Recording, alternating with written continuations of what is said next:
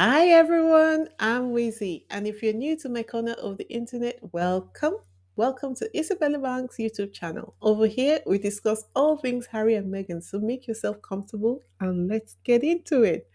So, guys, did you catch the bombshell? Kate Middleton got a standing ovation amid all the racist royal drama. I know, right? What in the world is going on? How is this even possible in today's era of heightened sensitivity?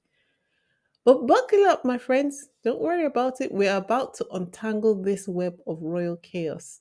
Quick shout out to Sugar Plum for dropping a gem in the comments of my last video. Your thoughts on unconscious bias hit the nail on the head. We all agree that the royal family could use a dose of sensitivity training. Maybe one day in the year 3003, this will happen. In the meantime, I've got my fingers and toes crossed. Okay. Now let's get into it. Unless you've been living under a rock, you must have heard that Piers Morgan named Kate Middleton and King Charles as the royals who were concerned about what color Harry and Meghan's son Archie was going to be when born. And what impact, can you imagine? And what impact his skin color would have on the firm. The British media, aka the royal PR machine, have rallied to shield the royal family, accusing Piers of stirring the pot. But Piers, our unapologetic drama Ilama, stood tall, claiming he did it for the British people who fund the royals, the British public. Bravo, Piers, for turning royal gossip into a national event.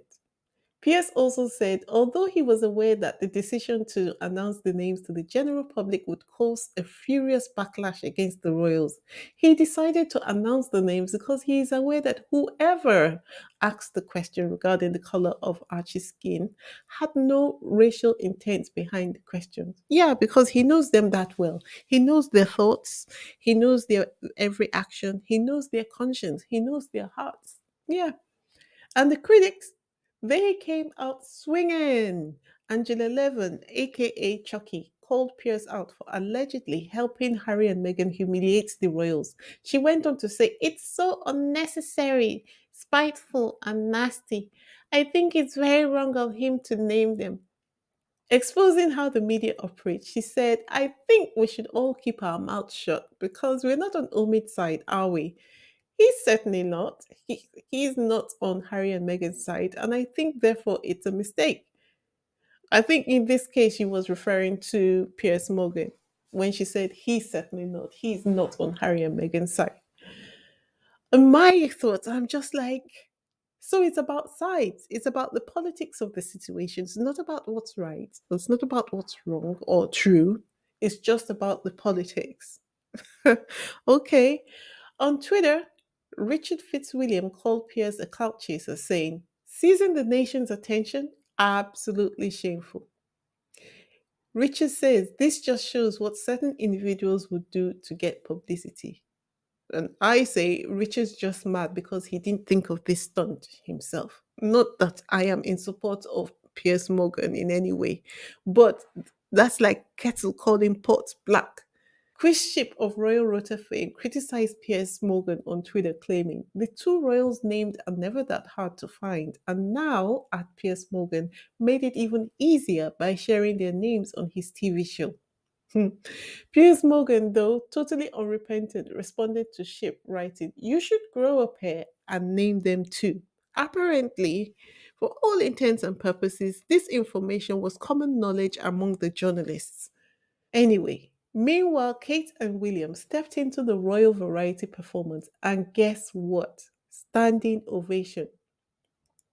Well, that's just very telling of the British public, isn't it? This means that we can safely conclude that the British public co signed Kate's question about Archie's skin color. The media's been tearing into Omid, though.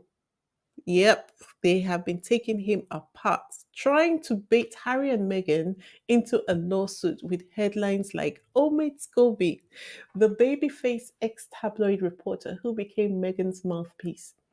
Richard Eden even got into the action, saying Omid Scobie has done his master Meghan's bidding.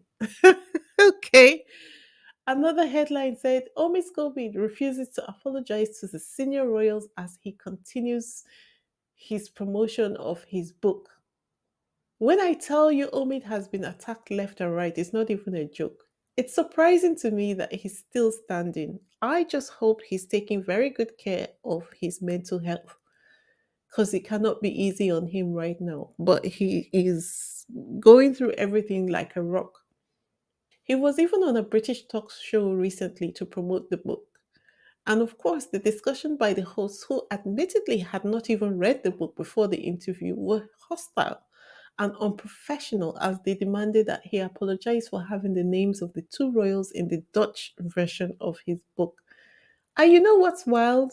People are throwing shade, accusing Omid of turning the racism row into a full blown publicity stunt to sell his book. But hey, the man standing firm, categorically denying all the accusations. My goodness, he is so strong. Sorry, guys, I forgot to do the usual YouTube housekeeping. So, if you're new here, please subscribe. Join us in our mission to achieve 3,000 subscribers before the end of the year. Hmm. Which is in about exactly 29 days time. Can you believe it? 29 days. If you are a returning subscriber, please don't forget to subscribe and hit the like button and the notification bell so you know when next I upload my next video. Thank you so much. Continuing on, now in the midst of this royal circus, Harry and Meghan, they have been as silent as a library during finals week. Harry and Meghan are as silent as the royal family were when Meghan was accused of making Kate cry, or when the bullying allegations were levied against Meghan, or when Camilla Tominey suggested that Meghan's cookbooks had ties to terrorists.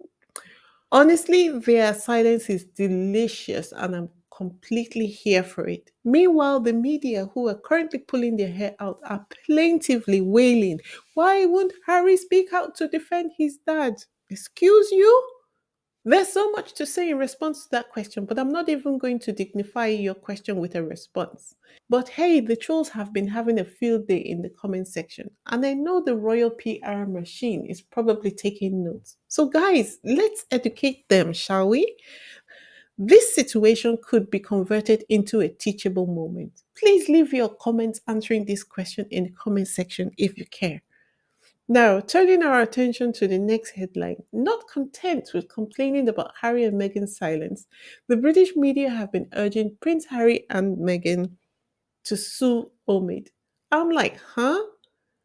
It can only be the British media that will propose such a solution. Of course, Buckingham Palace, now scrambling to regain the upper hand, took the opportunity to have a photo shoot with the president of Meghan's mother country, Nigeria, to prove that the royal family are not racist. Quick sidebar. When will African countries grow a pair? Just when? To drive home the point that they are not racist, Buckingham Palace threw another nugget in the mix in the form of a headline confirming that the king will never take Prince Harry and Meghan's titles away. Of course, it's a no brainer. Can you imagine the PR disaster if they tried to yank those titles? That's a game they're not willing to play because they just don't know how Harry reacts. They forget that he knows where all the bodies are buried, just like Andrew. He just might sue. Hello, hello. Now, let's talk logic. Omid Scobie writes a book, and the British media has the audacity to suggest that Harry and Meghan's titles should be removed. How are the two things connected? This is like 16th century Britain in replay. Anyway, as I've said before, bring it on. Let's see how that plays out. And just when you think you've seen it all, President Biden gives Prince Harry a nod at the National Christmas Tree Lighting Ceremony. It's like a proud dad moment, shutting down the naysayers. Just like the statement Al Sharpton made when he came to the UK and he was on that TV show answering questions about what he thought about what has happened between the royal family and Prince Harry and Meghan. As I was just about to jump out of this royal whirlwind, I stumbled upon an article urging Harry and Meghan to back the king amid the racism row. The British media are desperately now asking for support. The British media are asking for support when the king never stood up for Harry and Meghan, not even once. Turnabout is fair play, right? They go on to say that for the couple that talked about death by a thousand no comments, the silence at this point is deafening. Yes, excuse you, talk to the hand. But in my view, the silence is exactly what it needs to be at this point. The next time we see them, they should do what the royal family do, pretend they don't know what's going on, discuss their projects, and keep it moving. And with that, my friends, it's a wrap. Stay tuned for the next round of royal drama. Until then, stay fabulous, keep shining, and keep thriving. Bye!